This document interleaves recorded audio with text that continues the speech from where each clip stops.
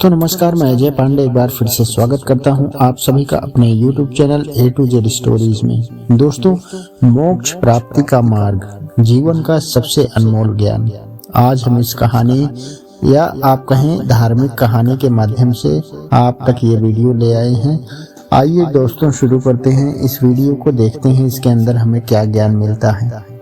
दोस्तों, आज हम आपके लिए एक ऐसी धार्मिक कथा लेकर आए हैं जिसे पढ़ने के बाद आपको इस बात का ज्ञान प्राप्त होगा कि मोक्ष की प्राप्ति का सबसे उत्तम मार्ग क्या है। मोक्ष प्राप्ति का मार्ग की इस पोस्ट को आखिर तक जरूर पढ़ें। तो चलिए कथा को आरंभ करते हैं। वैशाली नगर के एक बहुत बड़ा राजा हुए, राजा हर्षवर्धन। राजा की ईश्वर पर बड़ी आस्था थी। राजा के पूर्वजों से यह बात चली आ रही थी कि उनके सभी पूर्वज ने भक्ति का मार्ग अपनाकर मोक्ष प्राप्त किया है। मात्र एक ईश्वर भक्ति जैसा पुण्य कर्म करके मोक्ष को प्राप्त किया जा सकता है।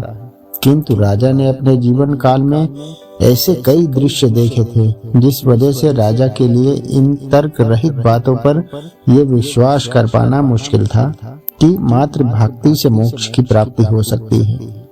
राजा इसी सोच की उधेड़-बुन में लगा रहता था कि मैंने कई परम भक्त देखे हैं, उनकी आत्माएं आज तक धरती पर क्यों भटक रही हैं? असल में सच्ची भक्ति का सही अर्थ क्या है? एक बहुत बड़े संत दुनिया का भ्रमण करते हुए वैशाली नगर पहुंचे। राजा तक यह बात पहुंची कि कोई संत वैशाली नगर में आए हैं। एक संत जो कि बहुत बड़े ज्ञानी महात्मा पुरुष हैं, वेदों का उनको अच्छा ज्ञान है, उनका वैशाली नगर में आगमन हुआ है।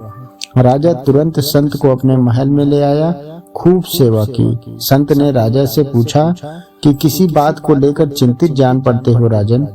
यदि कोई सवाल है मन में तो पूछ लो। राजन ने अपने सवाल संत जी के सामने रखते हुए कहा, हे ज्ञानी महात्मा, क्या ईश्वर भक्ति जैसे धर्म कर्म का रास्ता अपनाकर मोक्ष प्राप्त कर पाना संभव है?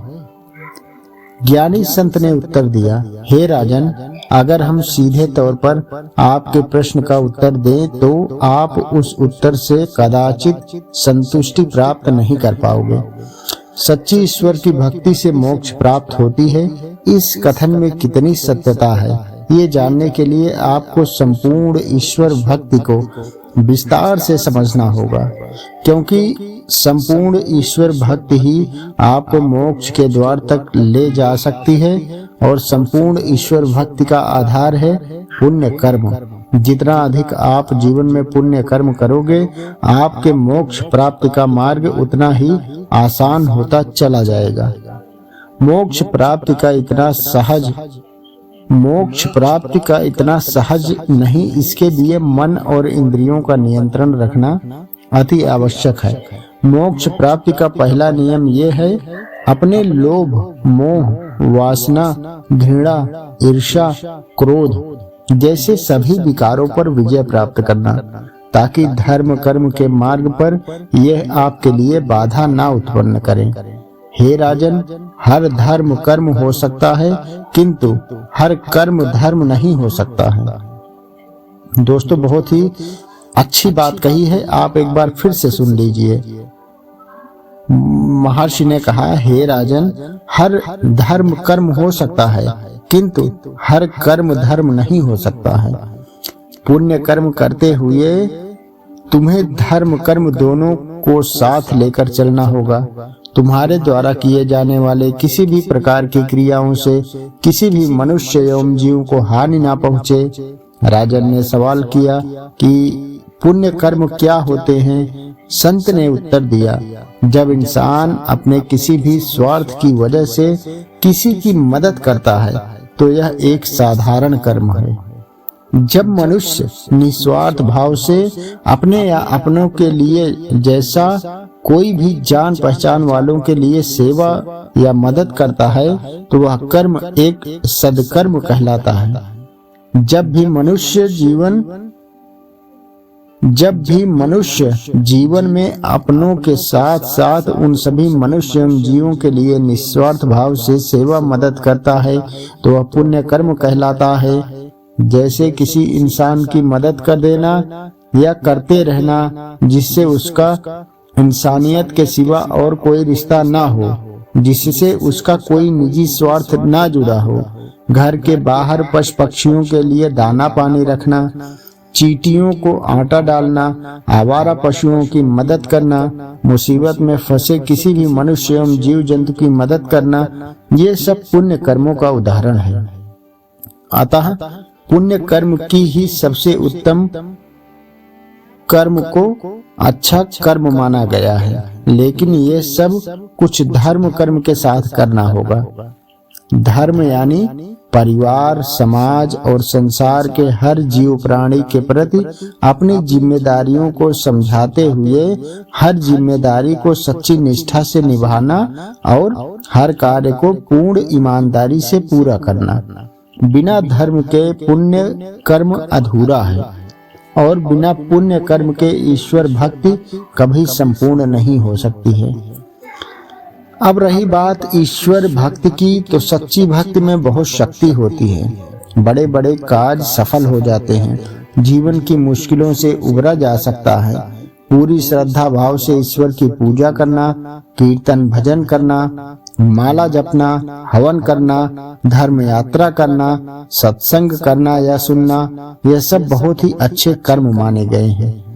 ईश्वर की ऐसी भक्ति करने से जीवन में सुख सुकून समृद्धि की प्राप्ति होती है, जीवन मंगलमय हो जाता है।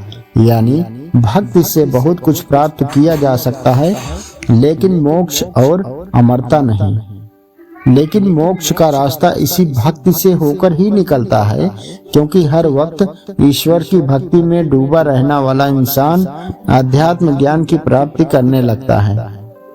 अध्यात्म ज्ञान इंसान को बुरे कर्म और अधर्म करने से रोकती है, जिस वजह से मनुष्य के मन में सकारात्मक विचार का जन्म होता है, जिससे वह पुण्य कर्मों की ओर अग्रसर होता है।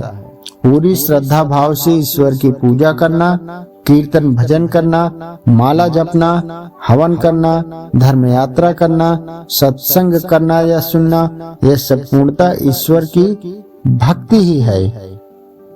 अतः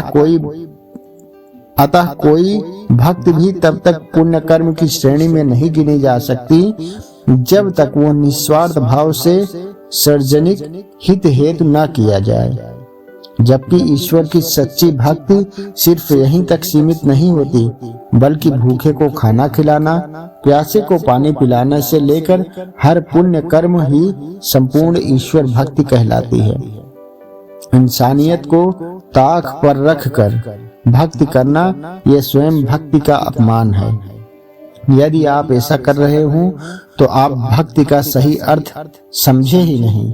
सच्ची भक्ति इंसानियत से परे नहीं है। यदि आपके अंदर यदि निस्वार्थ सेवा के भाव तक नहीं, तो आप अब तक सच्ची भक्ति के ज्ञान से अपरिचित हैं और कोसों दूर हैं।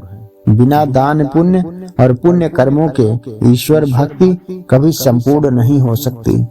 सोच कर देखो, कोई भूखा प्यासा आपके द्वार से वापस लौट जाए, या फिर मंदिर की सीढ़ियों पर बैठे भूखे गरीब लोग आपकी ओर देखते रहें और आप उन्हें नजरअंदाज करके मंदिर में ईश्वर को भोग लगाते फिरे, तो क्या फायदा ऐसे धर्म कर्म का, क्या फायदा ऐसे भक्ति का? ये सब व्यर्थ है। यानी धर्म की संपूर्णता मनुष्य कर्मों के बिना अधूरी है। जीवन दो कर्मों से मिलकर बनती है। जीवन दो कर्म से मिलकर बनती है संपूर्णता, सदकर्म और पुण्य कर्म।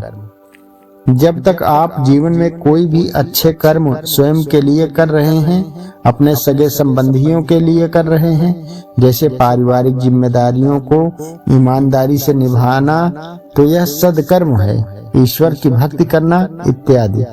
वहीं अगर आप समाज के प्रति जिम्मेदारियों को ईमानदारी से निभा रहे हैं, निस्वार्थ भाव से किसी की मदद कर रहे हो, पशु पक्षियों की सेवा व दया भाव प्रेम रखते हो, दान पुण्य करते हो, तो यह पुण्य कर्मों की श्रेणी में गिने गए हैं। सच कहें तो यह सब भी ईश्वर की भक्ति करने के समान ही है। राजा को संत की सारी बात अब समझ में आ चुकी थी। उसी दिन से राजा पुण्य कर्म करने के लिए धर्म कर्म में जुट गया, यानी संपूर्ण ईश्वर भक्ति करने लगा। दोस्तों, उम्मीद करता हूँ आपको धार्मिक कथा मोक्ष की प्राप्ति का मार्ग में ये समझ गए होंगे कि मोक्ष प्राप्ति कैसे किया जा सकता है। इस धार्मिक कथा मोक्ष प्राप्ति का मार्ग को अधिक से अधिक लोगों में शेयर करें, ताकि उनके मन से मोक्ष के प्रति जो गलत फहमियां हैं वो दूर हो सकें और सभी लोग सही मार्ग अपनाकर अपने मोक्ष प्राप्ति का इंतजाम कर लें। तो दोस्तों, आपको ये छोटी सी जानकारी कैसे लगी हमें कमेंट में अवश्य बताएं, और अच्छी लगी हो तो मित्रों में शेयर करना ना भूलिएगा, और हमारे चैनल को आप तो लाइक शेयर सब्सक्राइब जरूर कर लीजिएगा, क्योंकि हम आपके लिए ऐसे धार्मिक चीजों से जुड़ी धार्मिक कहानियां, नैतिक कहानियां, पौराणिक कहानियां, प्रेरणादायक कहानियां, पारिवारिक कहानियां, सामाजिक कहानियां, तमाम कहानियों का संग्रह इस चैनल पर लेकर आते रहते हैं। तो दोस्तों, इसी बात के साथ मिलेंगे एक नए वीडियो में नए मोटिवेशन के साथ। तब तक के लिए नमस्कार, प्रणाम, जय हिंद।